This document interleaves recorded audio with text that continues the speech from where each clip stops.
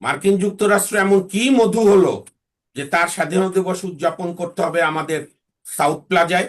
তাহলে প্রত্যেক দেশেরই এখন স্বাধীনতা দিবস, ওদের যে বিজয় দিবস সেইটার উদযাপন সাউথ প্লাজায় করতে চাইবে।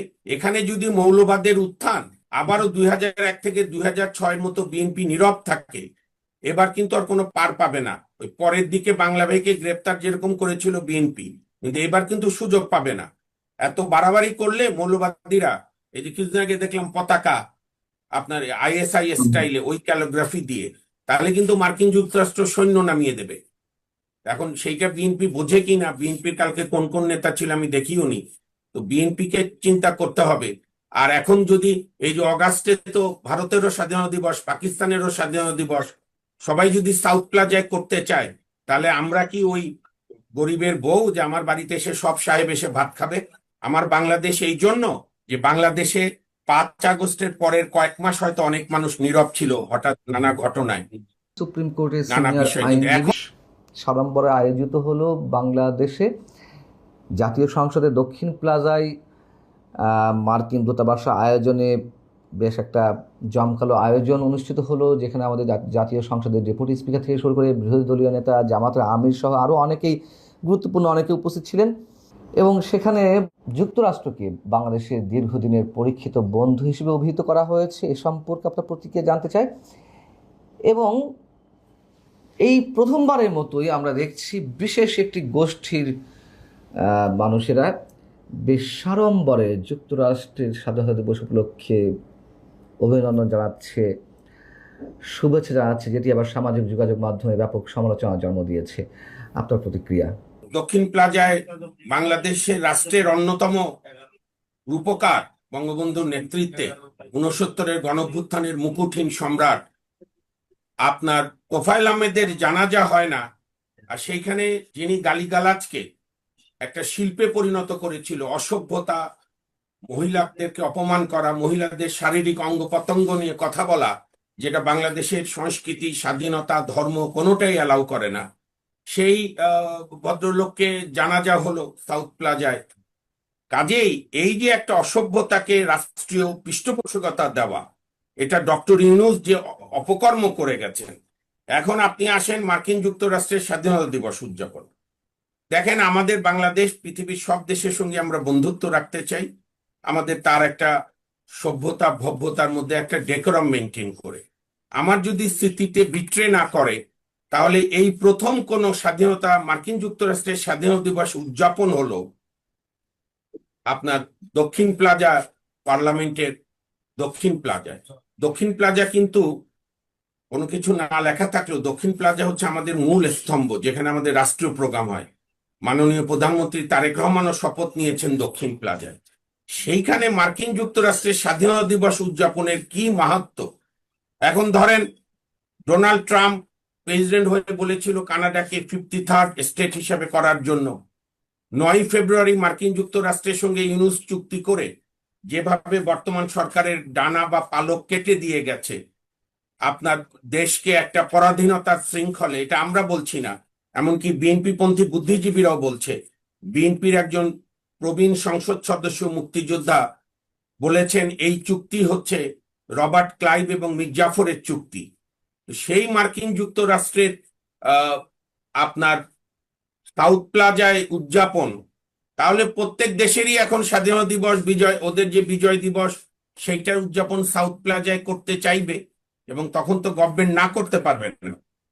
যদি অন্য দেশেরাও করতে চায় যে ঠিক আছে সাউথ প্লাজাই আমরা করব, এটা একটা বাজে দৃষ্টান্ত হয়ে থাকলো।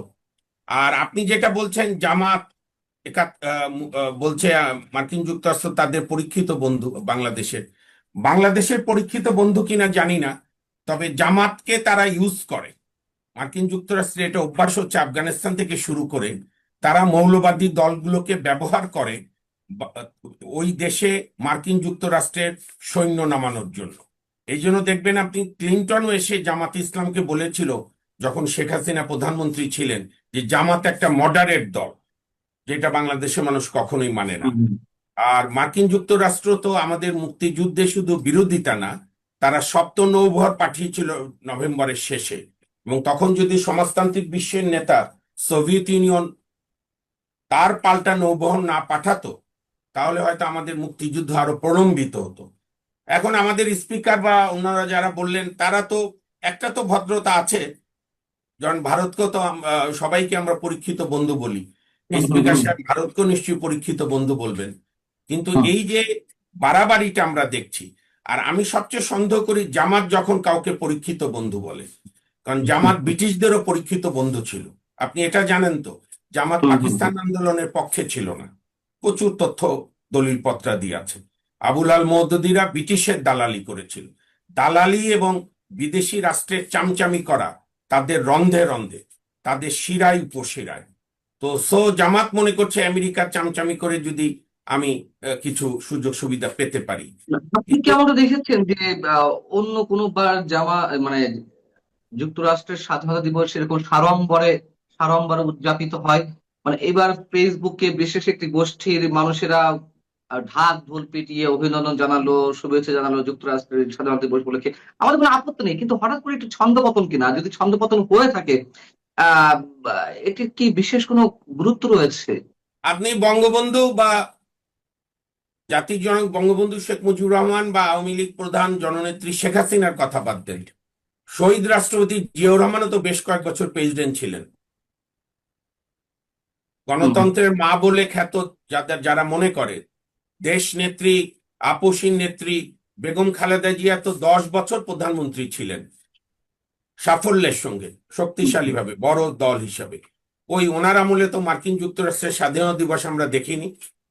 মার্কিন যুক্তরাষ্ট্র এমন কি মধু হলো যে তার স্বাধীনতা দিবস উদযাপন করতে হবে আমাদের, আপনার, এর নাম কি, এই সাউথ প্লাজায়। আর হুম, জামাতের রাজনীতির বৈপরীত্যটা দেখেন। জামাত এখানে কোকোকলা খায় না, কারণ এটা ইহুদিরা বানায়, বা খায় না, বা না খাওয়ার ভান করে। জামাত ইরানের পক্ষে অংশগ্রহণ করে। হুম, ইরানের সঙ্গে যুদ্ধ কি মার্কিন যুক্তরাষ্ট্রের হচ্ছে না, চীনের হচ্ছে না, ভারতের হচ্ছে? এইটা হচ্ছে একটা ভণ্ডামি সবার আমাদের।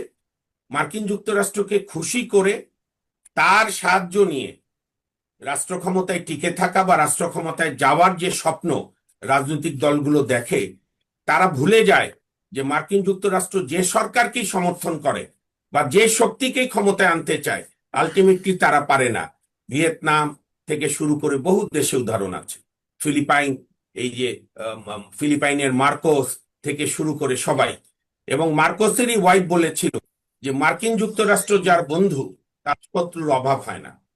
আমাদের সরকারকে অত্যন্ত সতর্ক থাকতে হবে। এখানে যদি মৌলবাদের উত্থান আবারও 2001 থেকে 2006-এর মতো বিএনপি নীরব থাকে, এবার কিন্তু আর কোনো পার পাবে না। ওই পরের দিকে বাংলা ভাইকে গ্রেপ্তার যেরকম করেছিল বিএনপি, কিন্তু এবার কিন্তু সুযোগ পাবে না। এত বাড়াবাড়ি করলে মৌলবাদীরা, এই যে কিছুদিন আগে দেখলাম পতাকা আপনার আইএসআইএস হুম, স্টাইলে ওই ক্যালিগ্রাফি দিয়ে, তাহলে কিন্তু মার্কিন যুক্তরাষ্ট্র সৈন্য নামিয়ে দেবে। এখন সেইটা বিএনপি বোঝে কি না, বিএনপির কালকে কোন কোন নেতা ছিল আমি দেখিও নি। তো বিএনপি কে চিন্তা করতে হবে। আর এখন যদি এই যে অগাস্টে তো ভারতেরও স্বাধীনতা দিবস, পাকিস্তানেরও স্বাধীনতা দিবস, সবাই যদি সাউথ প্লাজায় করতে চায়, তাহলে আমরা কি ওই গরিবের বউ যে আমার বাড়িতে এসে সব সাহেব এসে ভাত খাবে? আমার বাংলাদেশ এই জন্য, আমি এই ঘটনার নিন্দা জানাই। তারা তাদের যুক্তরাষ্ট্রের তাদের এম্বাসির ভেতরে যা ইচ্ছা করুক, বন্ধু রাষ্ট্র, ঠিক আছে, উদযাপন করুক। হুম, হুম। কিন্তু সাউথ প্লাজায় স্পিকারের উপস্থিতিতে, এবং জামাত বলে পরীক্ষিত বন্ধু, তো জামাত 71-এ মার্কিন যুক্তরাষ্ট্রের ভূমিকা ভুলে গেছে, কারণ 71-এ জামাতই ছিল বাংলাদেশের স্বাধীনতার বিরুদ্ধে। এটা সেদিনও প্রধানমন্ত্রী আবার স্মরণ করিয়ে দিয়েছে। সালাউদ্দিন সাহেব তো পার্লামেন্টে ডেইলি স্মরণ করায় দেয়। সেটা হচ্ছে যে একটা দলের সাধারণ সম্পাদক অনবরত বাংলাদেশের মুক্তিযুদ্ধের চেতনা বিরোধী, সরাসরি মুক্তিযুদ্ধকে প্রশ্নবিদ্ধ করে কথাবার্তা বলে যাচ্ছেন। তিনি বলছেন যে 16ই ডিসেম্বর আমাদের আমাদের বিজয় দিবস হতে পারে না, এটা ভারতের বিজয় দিবস। তিনি কখনো বলছেন আহ একটা বলের পিছনে 11 জন মানুষ কেন দৌড়াবে দৌড়াবে, এটা কোনো কিছু হলো, বা এটা কোনো খেলা কিনা। আবার কখনো বলছেন যে ঢাকা বিশ্ববিদ্যালয়ের দরকার আছে কিনা, এখানে কোনো গবেষণা নাই, এখানে হিন্দুপন্থী শিক্ষকদের কারণে বাজেট বরাদ্দ হয় না।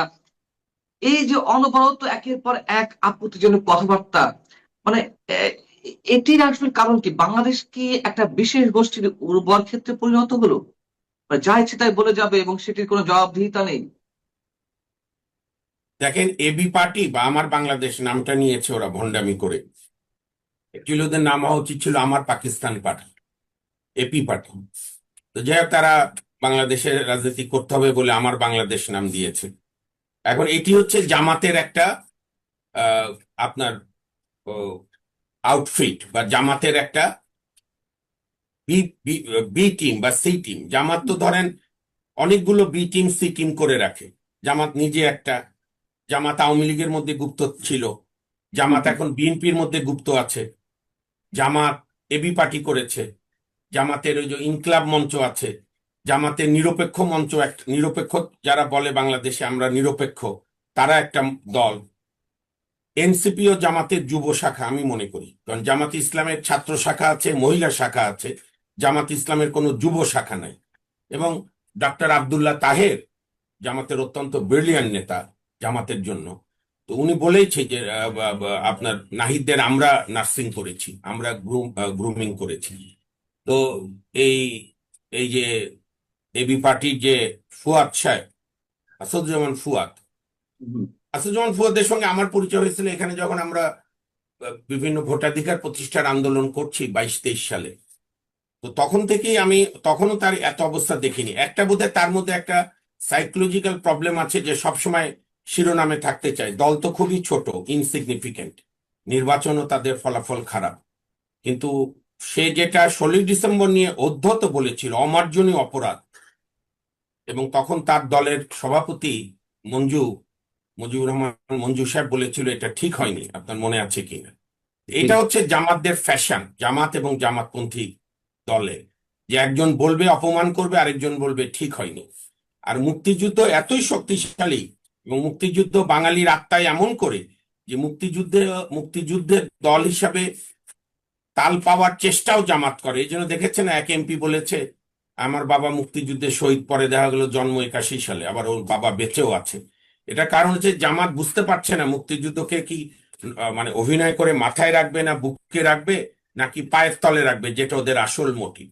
আর ফুয়াদ এর আগেও আমি দেখেছি ক্রিকেট নিয়ে, খেলা নিয়ে, ফুটবল নিয়ে ঢাকা বিশ্ববিদ্যালয়ে, এটাও একটা আপনার অসভ্য বক্তব্য। অ্যাকচুয়ালি তারা বাংলাদেশকে তালেবানের দিকে নিতে চায়, এবং এক্ষেত্রে আমি বলবো বিএনপি কে অত্যন্ত বলিষ্ঠ সিদ্ধান্ত নিতে হবে যে আমরা কি মুক্ত বুদ্ধি চিন্তার চর্চার ক্ষেত্র বাংলাদেশকে করব, গণতন্ত্রের পথে আগাবো, নাকি তালেবানিকরণ করব। কারণ বিএনপির আমলে কিন্তু প্রথম আমরা শুনেছি স্লোগান আমরা হব তালেবান, বাংলা হবে আফগান। বিএনপির আমলে 2001 থেকে 2006 আমরা দেখেছি 64টা জেলায় একযোগে বোমা হামলা। আমার এক ব্যক্তিগত আমার ক্ষতি, আমার ক্লাসমেট ছিল শহীদ সোহেল আহমেদ, সহকারী জজ, 2005 সালে হত্যার শিকার হয়েছিল জঙ্গিদের কাছে। রাজশাহী জোনে বাংলা ভাই, তারপরে শায়ক, পরে বিএনপি গ্রেপ্তার করেছিল, বিএনপির সরকারি বিচার করেছিল, এই জন্য তারা ধন্যবাদ পাবেন। কিন্তু তারা এই যে জঙ্গিবাদ বা মৌলবাদের সঙ্গে আপোষ করে, কিন্তু কার ক্ষতি হবে জানি না, সবচেয়ে ক্ষতি হবে বিএনপির। কারণ মৌলবাদ, জঙ্গিবাদ এবং এই যে এই সফট বুদ্ধিজীবী স্টাইল যেটা ফুয়াদরা করে, অ্যাকচুয়ালি তো বুদ্ধিজীবী না, মানে একটা আপনার মৌলবাদের একটা আধুনিক রূপ, স্যুট প্যান্ট পরার রূপ আর কি। আবার টাইটেলও আছে একটা ব্যারিস্টার। আমাদের দেশে কিন্তু ব্যারিস্টার আমিরুল ইসলাম, ডক্টর কামাল হোসেন আর শওকত আলী খানের পর আমি আর বাংলাদেশে কোনো প্রগতিশীল ব্যারিস্টার পাইনি। ভারতবর্ষে যারা লন্ডনে গেছে বুর্জুয়া দল করতে, ওইখানে গিয়ে ব্যারিস্টার হয়ে কমিউনিস্ট হয়েছে, জ্যোতি বসু, তারপরে আপনার আরো অনেক নেতা। আর আমাদের গুলো ব্যারিস্টার হয়ে এসে এখানে সুবিধাবাদী, জামাতিকরণ, আর জামাত অবশ্য আপনার জামাতের ফান্ড থেকে, যখন মতিউর রহমান নিজামী এবং আলী হাসান মুজাহিদ খালেদা জিয়া সরকারের 2 মন্ত্রী ছিল, তখন তারা আপনার ফান্ড পেয়েছিল, এবং তারা তো রাজনৈতিকভাবে ফান্ড ব্যবহার করে, তারা প্রায় 100-5 ব্যারিস্টার বানিয়েছিল। এখন সেগুলোর অত্যাচার আমাদের জাতিকে সহ্য করতে হতো।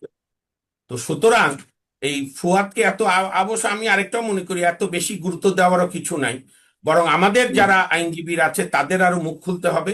কারণ আমি একটা বিষয় খুবই আশাবাদী, আমার এই পবিত্র দেশ, এটা মুক্তিযুদ্ধের বাংলাদেশ, এটা ধর্মীয় ধর্ম পালনকারী মুসলমান, হিন্দু, বৌদ্ধ, খ্রিস্টানের বাংলাদেশ, এটা ধর্মান্ধতার বাংলাদেশ না। এই অ্যাটেম্প বহুবার তারা নিয়েছে, এখনো হয়তো ইউনূস যে চলে গেছে, এইটা জামাত এবং এবি পার্টি ভুলে গেছে, মনে করছে এখনো তারা ক্ষমতায়। এই ভুল ভাঙানোর জন্য বিএনপির যা করার দরকার, বিএনপি সেটা করা উচিত। না করলে জনগণ করবে, আপনি নিশ্চিন্তে থাকেন। এই দেশ ছাত্রদল প্রতিবাদ রাখা হতে জানিয়েছে, ছাত্রদল প্রতিবাদ জানিয়েছে, নিঃশর্ত ক্ষমা চাওয়ার দাবি জানিয়েছে বা তার বিরুদ্ধে ব্যবস্থা নেওয়ার দাবি জানিয়েছে।